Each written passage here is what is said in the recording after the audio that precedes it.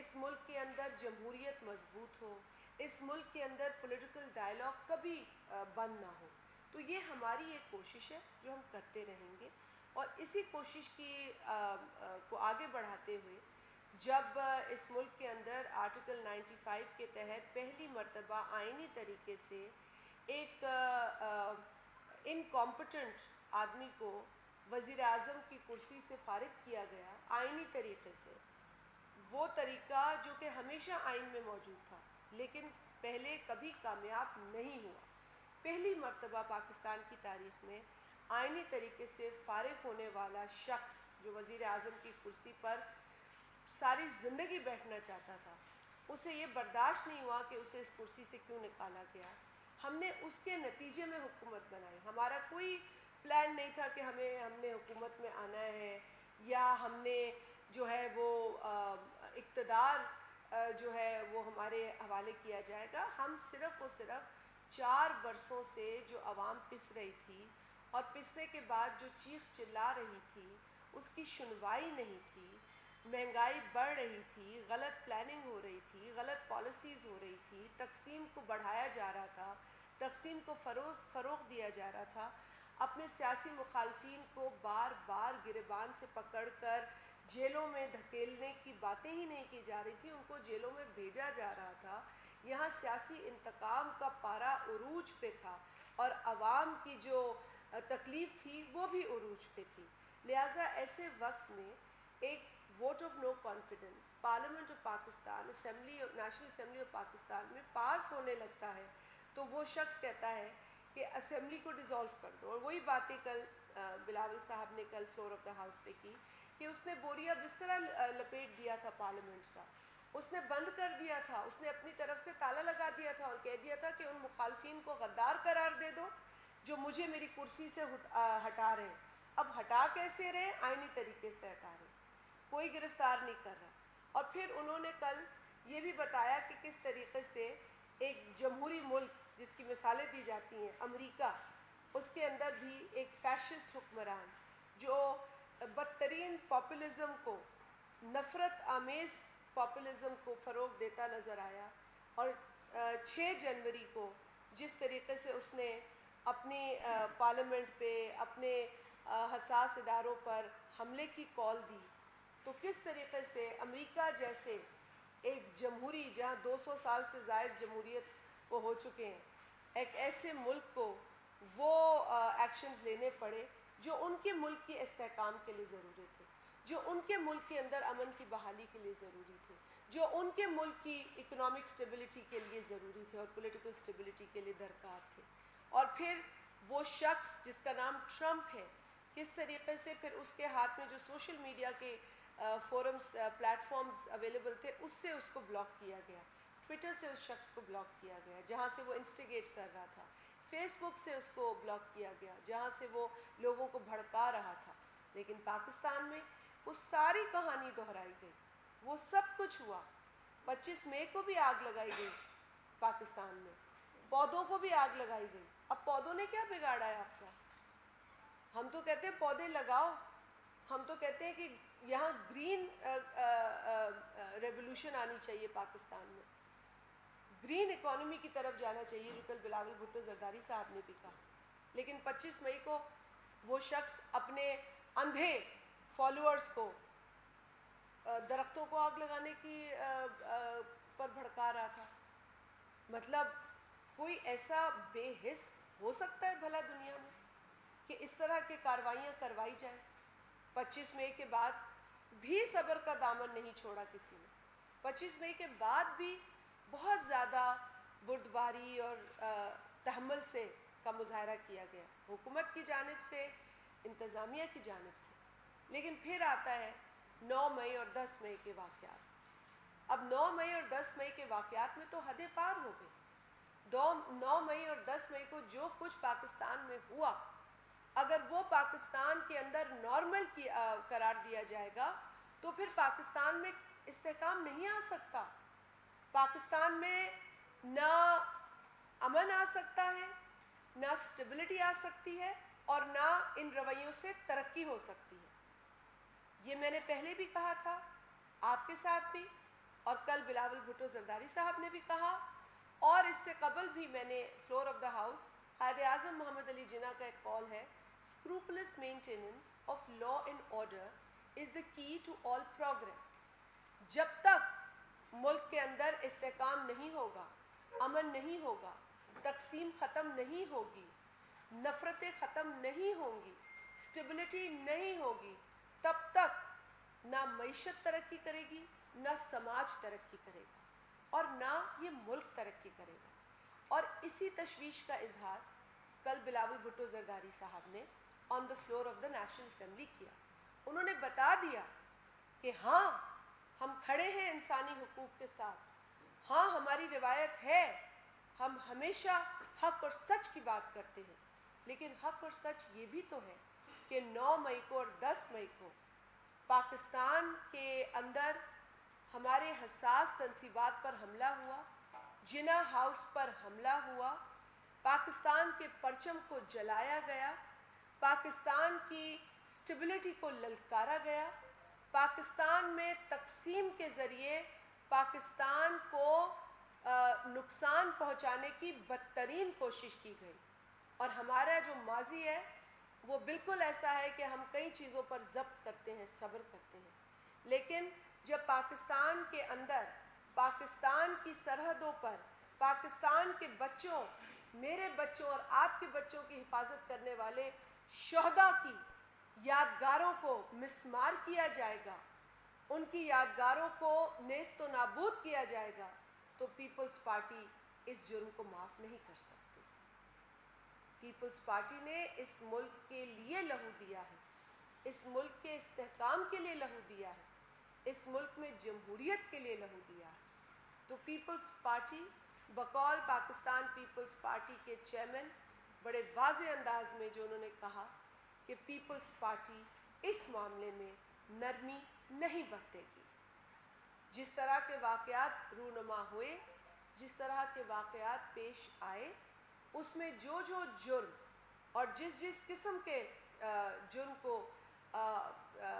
سر انجام دیا گیا، اس حساب سے قانون اور آئین میں جو پروویژنز ہیں اس پر عمل کیا جائے گا. یقیناً ہم نہیں چاہیں گے کہ کسی کے ساتھ زیادتی ہو. اگر کوئی شخص اس طرح کے جرائم میں، اس طرح کے کاموں میں ملوث نہیں ہے اور بے قصور ہے تو بالکل ہرگز اسے سزا نہیں ہونی چاہیے.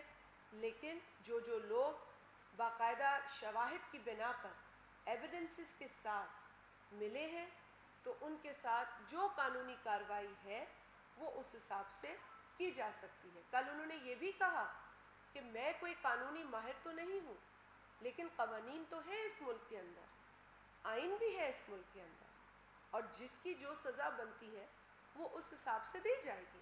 ہماری اولین ذمہ داری یہ ہے، بلکہ انہوں نے تو پارلیمنٹ کو بھی اس میں شامل کیا کہ ہماری اولین ذمہ داری یہ ہے کہ ہم اس ملک کے امن کے لیے کام کریں اور اس ملک کے اندر اسٹیبلٹی کے لیے کام کریں، جس میں انہوں نے کہا کہ پارلیمنٹ کی بہت بڑی ذمہ داری ہے، حکومت کی بہت بڑی ذمہ داری ہے، اور سب سے بڑی ذمہ داری ہے جوڈیشری کی.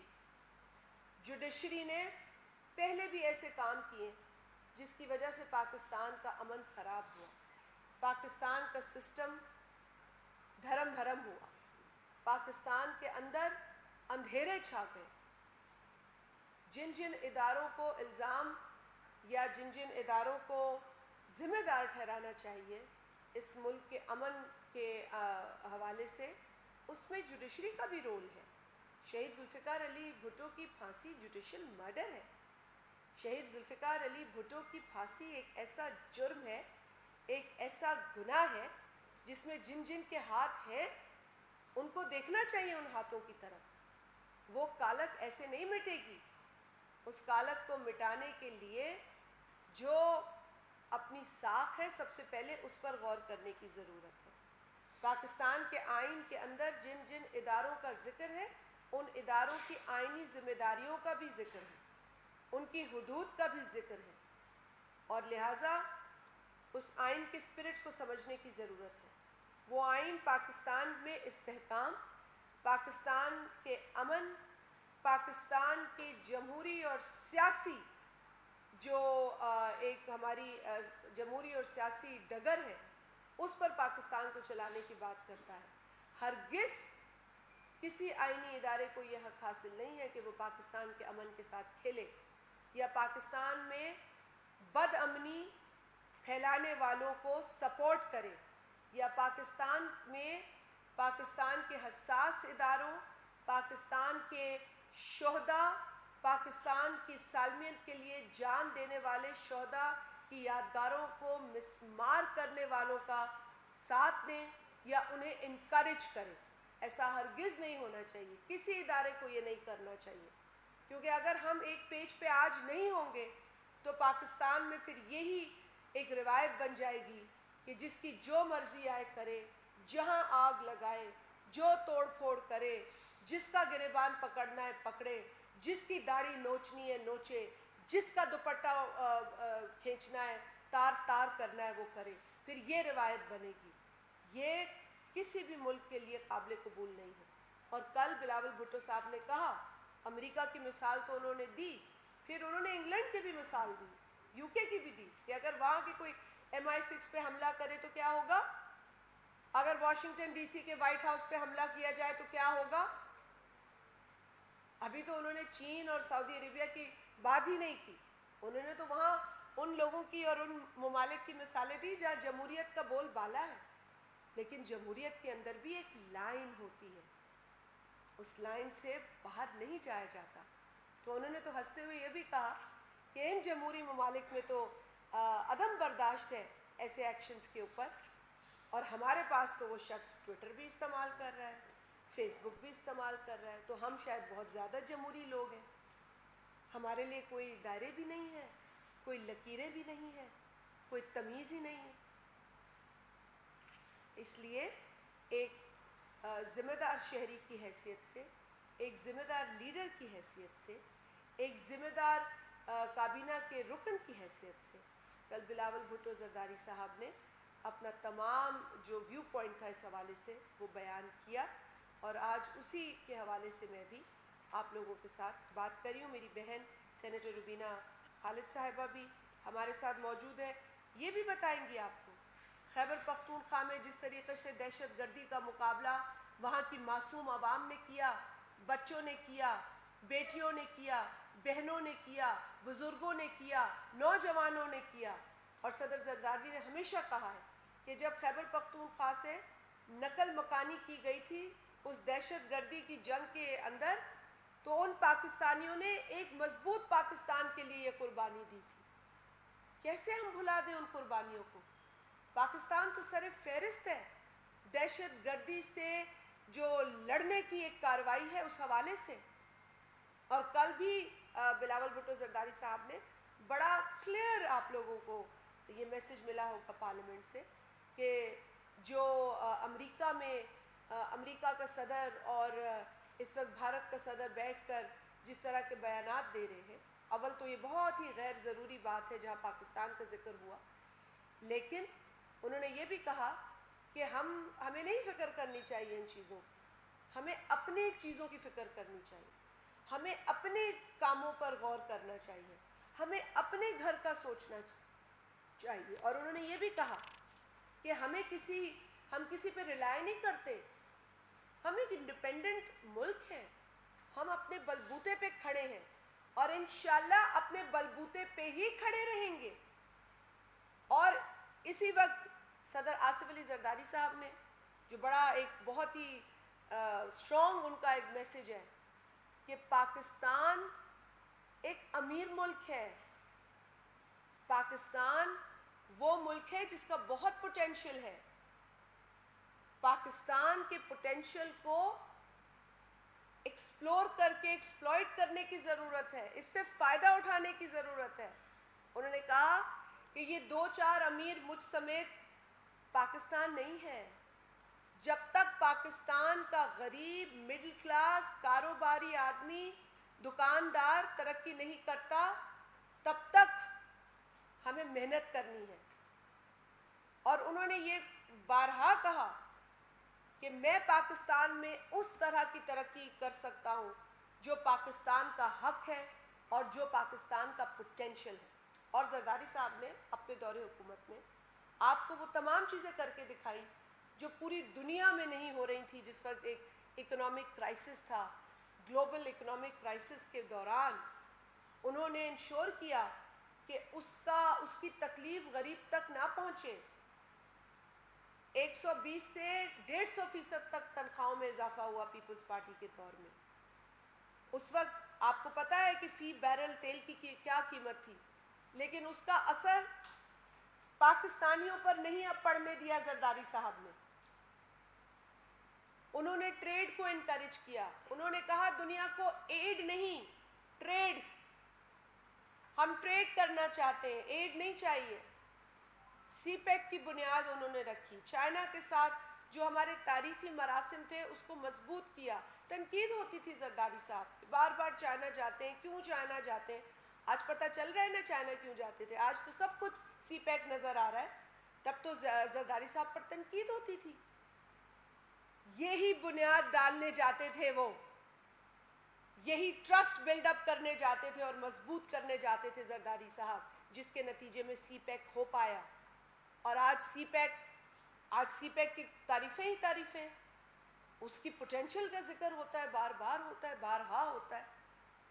یقیناً اس ملک کے اندر وہ تمام ذرائع ہیں, وہ تمام تر پوٹینشل ہے جس کے ذریعے پاکستان کا ہر فرد خود کفیل بھی ہو سکتا ہے اور ایک آرام دہ زندگی گزار سکتا ہے, ایک ڈیسنٹ زندگی گزار سکتا ہے.